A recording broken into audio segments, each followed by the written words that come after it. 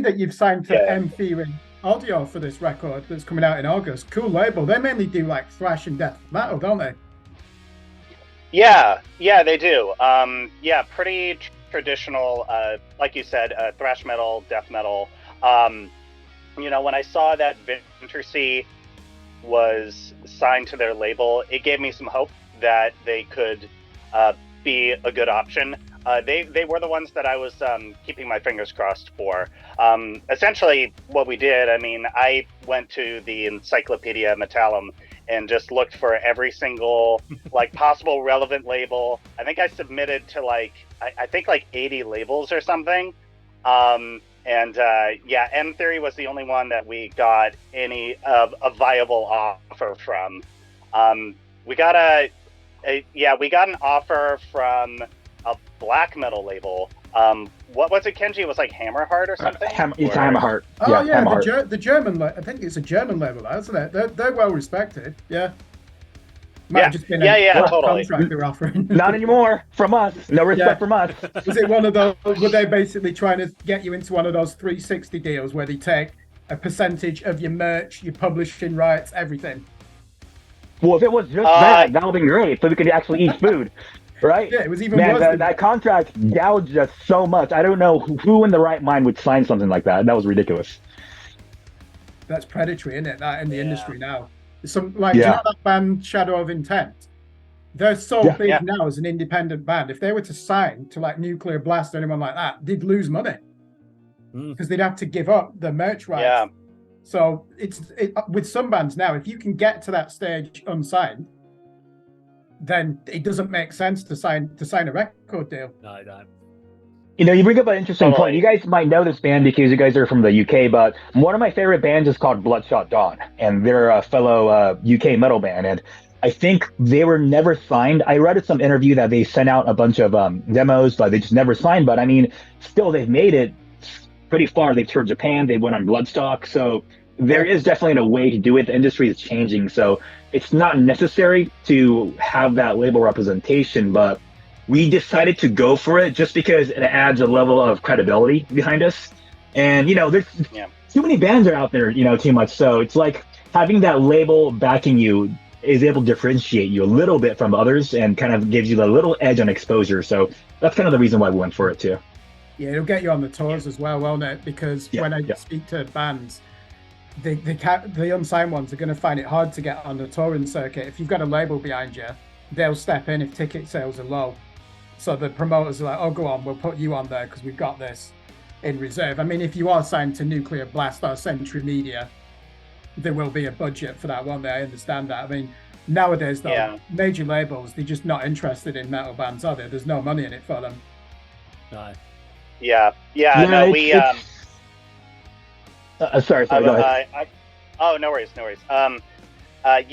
We actually, almost a year ago, Kenji and I did this thing where we discussed making the album, and that was something that we touched upon. We filmed it, is what I'm saying. And that was something we touched upon. I would say that metal, and I might even say the umbrella that is rock and hard rock, just isn't really culturally relevant right now.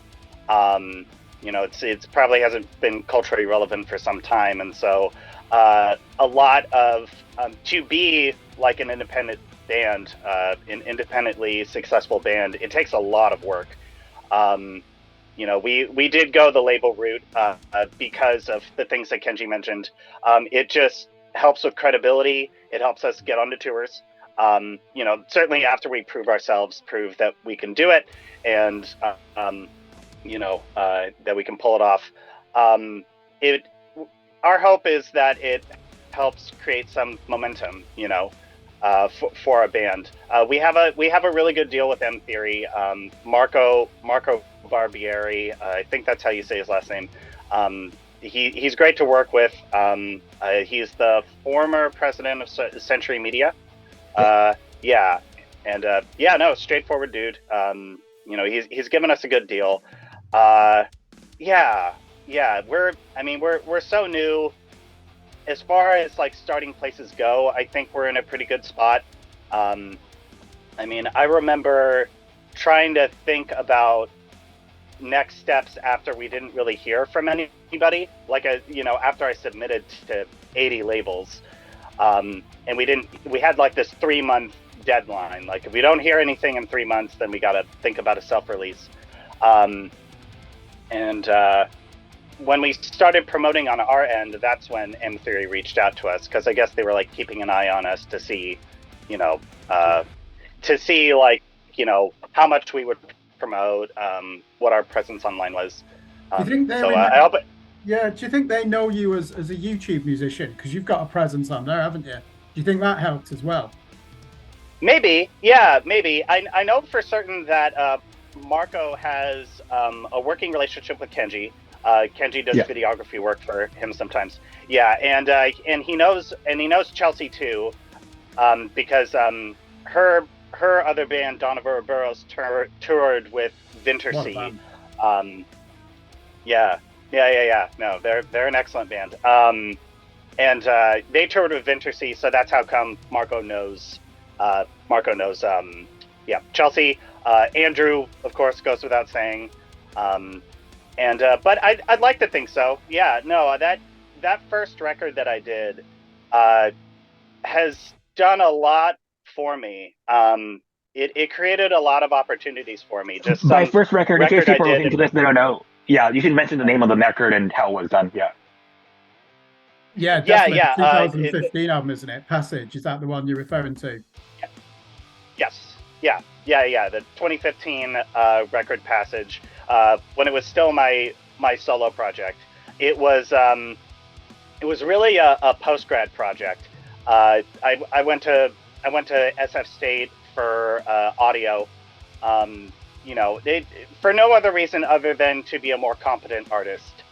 And so I had all of this material that I had been storing for like 6 years, and by the time I graduated, it just seemed like a good way to kind of honor my program and put to practice the things that I learned. And so I did that, and from there it introduced me to Kenji.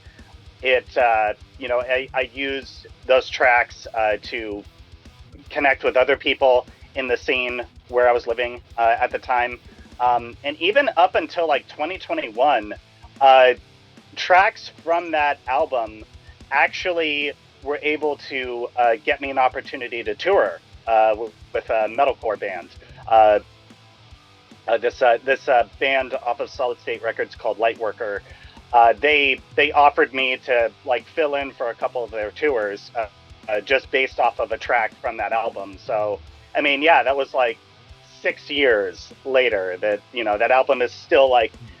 I think it's just to say that it's like you have to take your shot. You absolutely you're gonna learn more from the projects you complete, and doing it is the most important thing. For no other reason other than to just to complete it, to prove to yourself that you can do it. Yeah. And all the opportunities that came with it was just a bonus. So I hope there was a thread there, and I tend to go off on. Are we recording this, Dave? We've had a really good start to this interview, but we pressed record yet. We would have had a really good start if you hadn't done that little weird segue just there. It was going really well until you said that. No, have we pressed record yet? Of course we pressed record. Excellent. I'm really enjoying this. I was like, shit, we didn't press record. But I want to ask the question. I want to take it right back. So the first question I had around this is, we talk on the channel a lot about band names and do they catch your attention? Do they not? Because when we talk about doing song breakdowns, we're like, stupid name, don't like it, rubbish name, or amazing name would make me go to it. Yeah. Now, Tegmentum is one of those ones that I remember when I looked at it, I was like, I don't get this. This is a silly name. What the hell's this about? And it's one of those names that it just wouldn't have caught me. Fair enough, I love the that's the reason why we're on this, because we heard you talking shit. So we're like, we gotta come and get shit back. That's fine. But yeah, I just sat there and I was like, I love the logo, but I was like, Tegmentum is not the catchiest name in the world. It's not going to hook you in and give you any indication about the band straight off the bat. So what was the reasoning for going for that band name? So it's pretty basic. It might be a little underwhelming, but it's kind of two parts. One of them is like the origin of it. But personally, when I pick a band name, I have two tenets when picking a band name. Is it easy to say? Is it easy to remember? Yeah. Yeah. That's basically, if a name fits that criteria, then it's one that I consider. So where Tegmentum came from, I had this death metal band from over a decade now. It was like the second death metal band that I tried starting. And I was sitting with a drummer one day, and they were just going through a medical dictionary, and they landed on Tegmentum, and so they said what it was, and so I just was kind of mulling it over, just sort of thinking like, okay, easy to say, pretty easy to remember, Tegmentum. And I don't know. I mean, it just kind of like sounded like I don't know, the use of vowels sounded very I don't know, just very bold. So yeah, and I mean, the whole thing about it believed to regulate motor functions. I just thought it was like a cheeky way, a cheeky name to kind of like tie into a technical band, in that it technically and then musically there's a lot of movement. It's I hope it wasn't too underwhelming, but that kind of was sort of, it's just something my dad taught me a while ago. I mean, my dad, he said, I mean, you could call your band Rat's Ass if you wanted to, and as long as like the music is good, people are going to associate that with the name. I mean, my hope is that when the record comes out, people find it valuable, people find it, enjoyable. I'd love to dive into some things that you mentioned during. Real quick, before we move on, we just gotta say one more thing about that Tegmentum name, because we have an enemy. We have this long enemy with Tegmentum.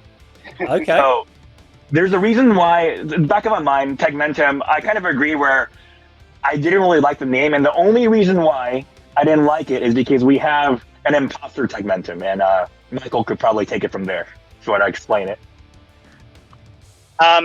It's just kind of more like a frustrating thing. So when I was releasing Passage, my videos were competing with this EDM band from Sweden called Tegmentum. And every time I would search it in YouTube or something, and I'd see them pop up, they were even on our Spotify for a long while, and that took months to get them off of our Spotify. I mean, after I did that though, like our monthly listeners did go down, but I mean, at least it's honest, Yeah. It was just this this internal point of contention for such a long while, just thinking like, son of a bitch, like, just go away. Why? Dear. Yeah. So just get out of my space. So when we look at the accolades videos, we might as well, as we're talking a little bit about who did the video production. I did. So yeah, I guess this is gonna be my part. Yes. So fire away. So the first question I have, so I was reading some of the information you put up about the video today. So first thing I've got to say is, how did you get round the green screen on the cymbals and the chrome on the hardware of the drops? Awesome, great point. Yeah, so that was a pain in the ass to do, and everyone who's worked with a green screen would know that. Yeah. So what I did for that is I actually did the hardest thing in the world, which you might probably think, it's probably what you thought that I did, is that I masked it, but frame by frame. But I wasn't crazy enough to do it the entire time. So when there are parts I can get away with kind of copy and pasted, I copy and pasted it.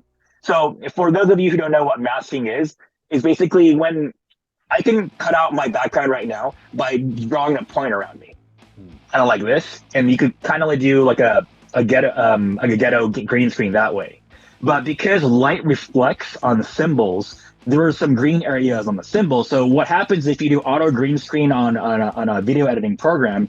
It deletes the symbol. So what he was referring to is how do I get around that? So what I did is I actually meticulously, each frame by frame, drew around it 24 frames per second. So every 1 second I had to do it 24 times for each symbol. But I only did that for a little bit because I was losing my mind after like a couple hours. Yeah. I just copy and pasted the rest. And that's part of the reason why, though, certain parts of that song you see in black and white.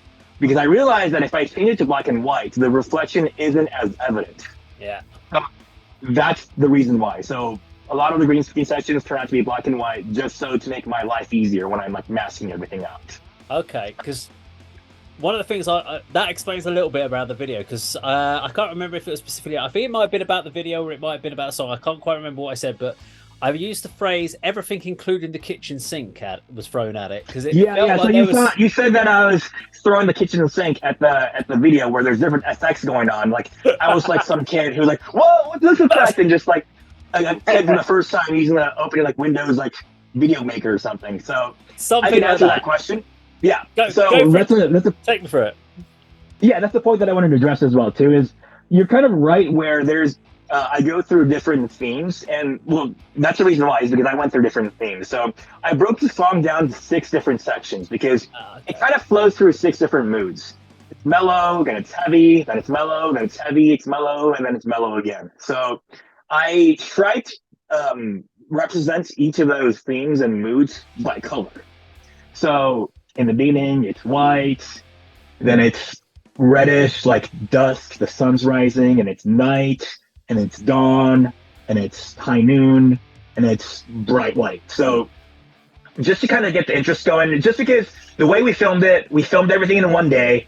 And if we had unlimited budget, we would have liked to do a lot more, not just the band the entire time. But, it's a 7-minute song. And what am I going to do? Just have the entire band playing for 7 minutes? I just had to make it visually interesting. So that's the kind of the idea that we came up with is adding a different theme for each section to keep the interest going.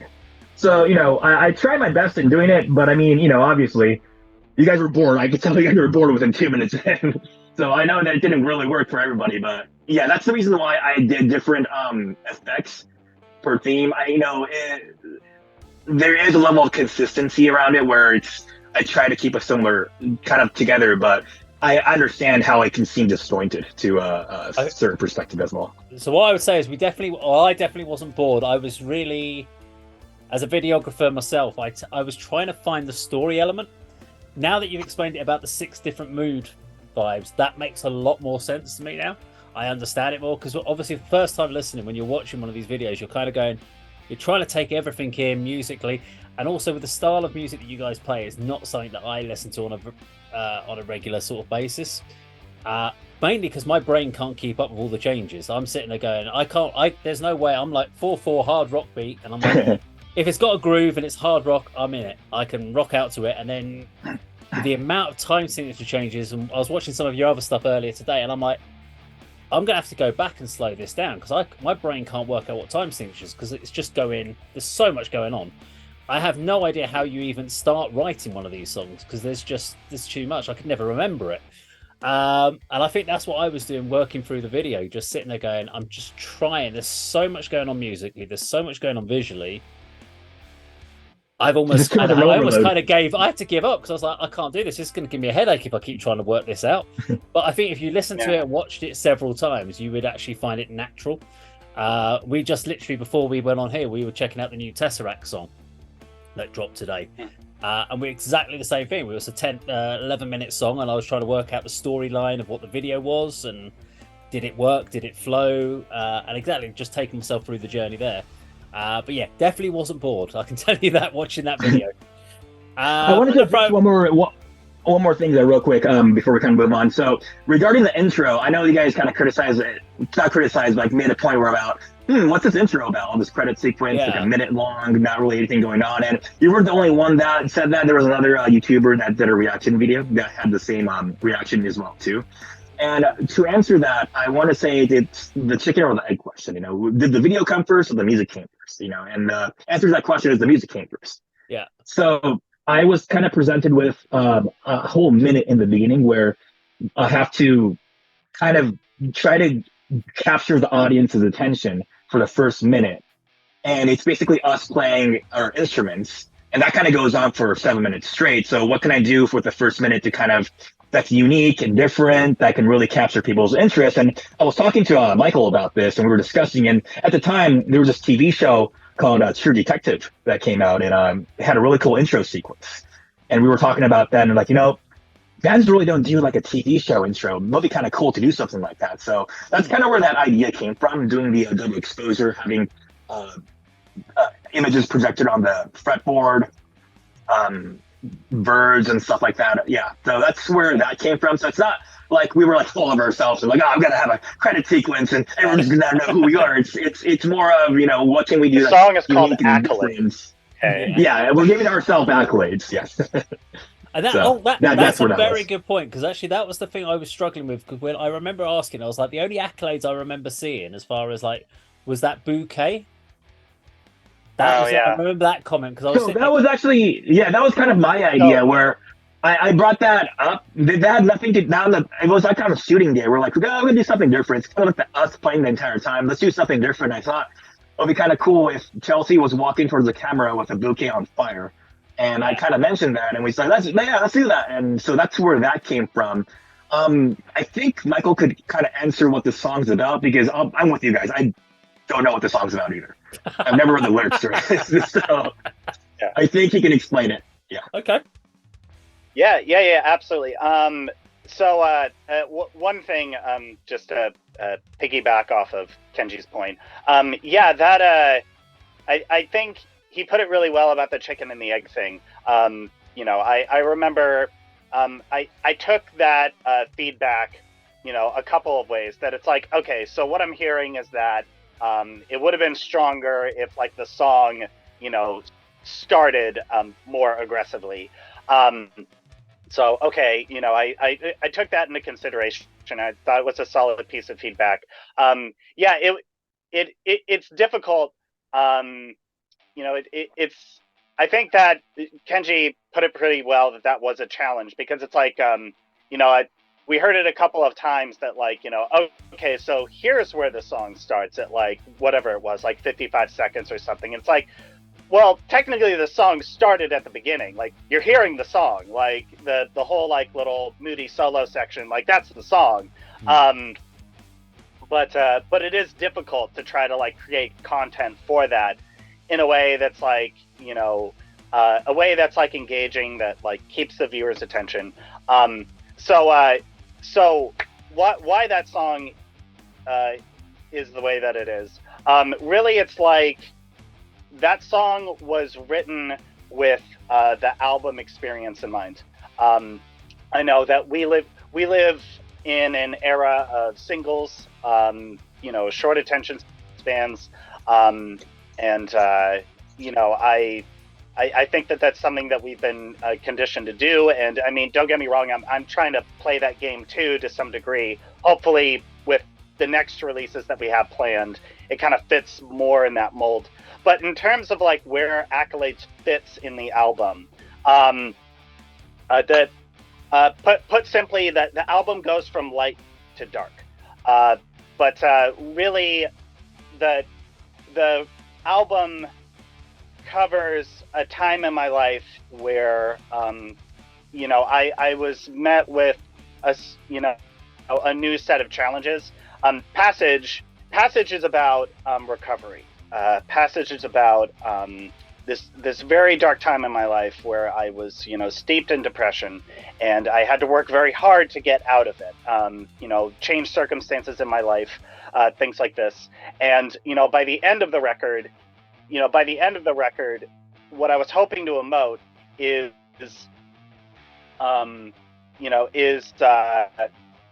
well, the message being this, that, you know, in your benefits for recovery, in your choice for wellness, it is important to acknowledge that your personal challenges, whatever shadow follows you, will always follow you to some degree, and to keep that in mind, while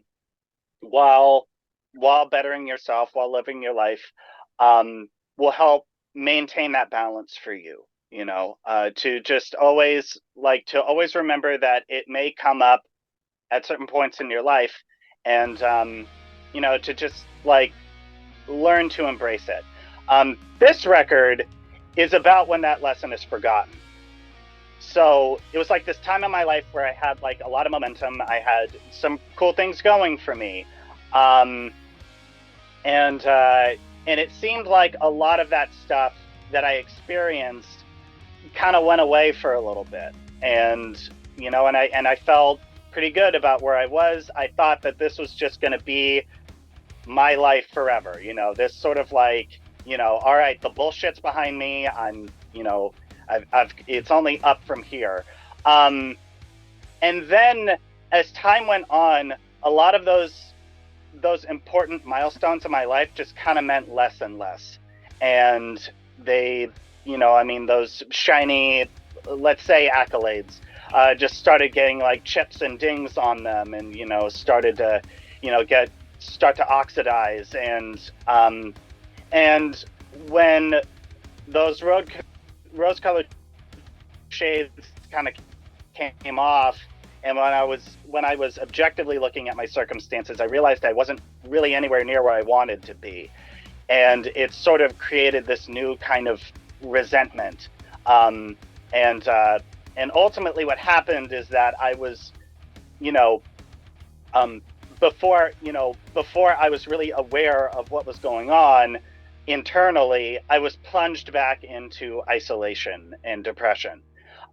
So accolades, why it's called accolades, really what I'm trying to, because I wrote the lyrics too, what I'm communicating is arrogance. It's really a song about arrogance. Sort of thinking that there's also this high concept part of the record too that I sort of expand upon, sort of a cosmic horror kind of theme, about this person that basically which is true in Passage 2. It's this person who has this this dark entity that's attached to them, and they let's say they are of the scientific sort, having come back from an interdimensional expedition from Passage, they bring with them this dark entity that is attached to them. It is basically living through them. It's parasitic. When they come back home, they find a way to detach it, and in doing so, they remove a lot of how would you put it? A lot of their toxicity, I guess you could say. A lot of their they better themselves, I guess, by doing this. I'm kind of describing that Rick and Morty episode where Rick filters them and removes all the toxic elements out of them. Maybe it's something like that, to use it as a reference. But in any case, so this entity is now put in this position where it has to realize itself somehow. And, it's essentially been removed and put inside of this surrogate, this surrogate unit that's sort of, I imagine just this lump of flesh floating inside of a containment unit. It basically, it maintains a connection with our subject. And so they manipulate them into researching them further, which ultimately gives them an opportunity to break out of their containment and basically conduct a hostile takeover of their world. I I won't go too far into that because I don't really want to tell the listener what to think, but just to kind of give a little bit of context of what I had in mind. Just focusing on Accolades, though. That's where Accolades sort of fits into this story, that our main subject is, relieved of the burden of this, negativity that they've been carrying with them, is under this impression that it's going to be this way forever. And I have, done something truly significant, something truly great. And so the negativity is sort of that, is like the other side of that euphoria. Okay, I know I'm going off on a tangent, so I'm gonna try and like say this succinctly. That think of it this way: like, forget about the sci-fi stuff, forget about my personal reasons. The main thing that I'm trying to simulate with this record is what it feels like to have a manic depressive episode. That mania is the most misleading symptom of depression. That you experience these euphoric highs that tint your worldview, maybe get you to think about your circumstances differently from what they really are, and so the positivity and the negativity that you hear in the song, they are one and the same. Our main subject is not aware of that yet. Yeah. But if you listen to the record, you'll notice that the negativity, the darkness, is always there from the beginning. But from the beginning, it's subtle. It's even like not entirely noticeable. It's like, well, actually, like it's not concerning, but it's present enough to know that it's there. And throughout the course of the record, more of that negativity starts showing up. And really what's happening in the context of the story is that negativity is given more and more real estate. And it's like conditioning you to accept it more and more. And so by the middle of the record, there's a very short song that like communicates the shift between the light and the dark. And so in the process of the record, so much purchase has been granted for the negativity that by the end of it, it just becomes your entire world. It basically, it kind of turns into like, a technical death metal, but also like very dissonant too. Ulcerate is a big influence of mine. I love that band. Ulcerate, Hate Eternal.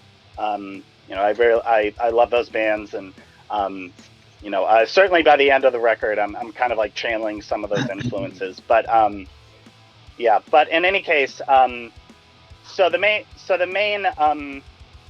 question that I might pose a listener is to think that, like, if by the time that you notice that the problem is there, is it already too late?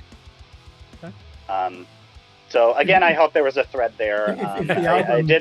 If the album ends in dissonance, that's a good explanation you've given there. Because I'm just going to clarify some points. One, I like the name Tegmentum because it sounds like a tech death band. Two, your music is my type of music. So me and Dave have different tastes across the rock and metal spectrum. So what you've described there about your music makes perfect sense to me. There is this bipolar element to it. There are so many textures and timbers in there that I said in my original reaction to Accolades, I need to listen to this another 7 times to pick it apart and to understand it. So I'm really looking forward to this album coming out in August. Can I ask you a question? Because I love this type of music. I'm a big fan of Fallujah. Andrew Bird leaves the band this year, and the way I read that is that he's given up on music. And then he reappears in your band. So that's what got me straight away interested in Tegmentum. How did he end up in the band? Yes. Thank you for asking that, because I remember that from the review, and it is important to clarify what's going on there. We had a couple of other people ask that same question, just being like, okay, so did he quit Fallujah to do Tegmentum full time? That is not the case. It just happened to work out that way, and the best way for me to answer your question is this: that leaving Fallujah reflects a personal life choice for him. It's his decision to leave Fallujah was purely to pursue the reasons that he describes. His health. He's at a point in his life where he is trying to expand his skills, professionally. He's addressing some personal stuff. Being in Tegmentum, staying in Tegmentum, is because it matches his values currently. It matches it matches his life right now. We're a new band. We're not touring full time. The demand is very low. There's it really allows him to still be a musician because he wants to play. I mean, he still wants to be a musician, be a drummer. He still does session work. He's doing session work for at least one band that I know of. But when I found out he was leaving Fallujah, he did give me a bit of a heads up. He had already offered to join our band. This is after we had been working together for, I want to say about a year. Yeah, we hired him as a session drummer, and we had been working with him for about a year, and going back and forth. A friendship sort of came from that. Andrew and I bonded a lot over wellness, health-related stuff. And so, a connection just sort of, naturally came from that. And I just made the effort to, show up and be a good friend. And I think it was like, based off of that, he felt comfortable joining the band. Certainly after he worked with everyone else as well and liked the vibe. It's, I think I pretty much said it. It's that, he had joined our band well before he decided to exit Fallujah. I certainly wasn't expecting him to leave Fallujah. Part of what we talked about what it would be like for him to be in Tegmentum is that Tegmentum wouldn't compete with Fallujah. That, obviously, kind of in the same way that, Dawn of Ouroboros tends to be Chelsea's priority. Fallujah would have been Andrew's priority. And yeah, so we would basically just sort of plan our tours and stuff and other things, around that. And that was our initial understanding. So when he decided to leave, it had nothing to do with us. It had nothing to do with, leaving one band to join another. It's just that we sort of match his circumstances. We just sort of match his circumstances, at this point in time. I hope that made sense. Definitely, because he's a great musician, well respected. Just one more question for me then. So that'll be the last question then, because we need to wrap this up. Exactly. So you actually recorded Accolades in 2017. It's still a one-man project. You've now got Kenji in, obviously who's known for Ontogeny, and then Chelsea from this prosthetic records band, Dawn of Ouroboros. To what extent have you become a supergroup all of a sudden? I don't know. I don't know. I wanted to give Tegmentum the best possible chance. I happened to connect with everybody in this band, on a personal level in some way. I think it was, I think the music was the start, writing music that was appealing to the people who are currently in the band. Yeah, I mean, just sort of like working on the connections from there. I mean, you know, just sort of, I don't know. I mean, just sort of like treating them as just people, you know. I mean, we all have our lives to live, and you know, we all have things outside of music that we can, like, you know, relate to. It being a super group, you know, I just like I said, I had opportunities to connect with the people that are in this band at some point or another. Chelsea, when I met her, put it out she wanted to do session work, and I had a track. It was actually Accolades that we wanted to record vocals for, and we connected over that. We kept working together, and then she put it out there that, like, hey, I like this. I'd like to join this band full time. Andrew obviously was, you know, was looking for session work as well. We had a whole record we needed drums for, and he just liked the vibe, and he just wanted to stay. At what point is it a super group? I mean, I guess if Jason Richardson joins the band, then I guess it would be. Yeah. Yeah. Well, I can interject one point real quick before, just like I can say this too. So Tegmentum, with this new album too, was initially thought of as an instrumental project. So Tegmentum was always an instrumental project, and me and Michael, we've played live with just the two of us and a drummer as an instrumental band. And I've always felt that we needed a vocalist, so I've been just kind of saying that to him over like 2 years, like vocalist. And Michael was like, no, it's an instrumental band. And finally he conceded and said, hey, let's just do one song. So that's where that kind of started. Let's do Accolades. And we were kind of in a search for a vocalist. Initial idea was to have a different vocalist for each song, just to try it out.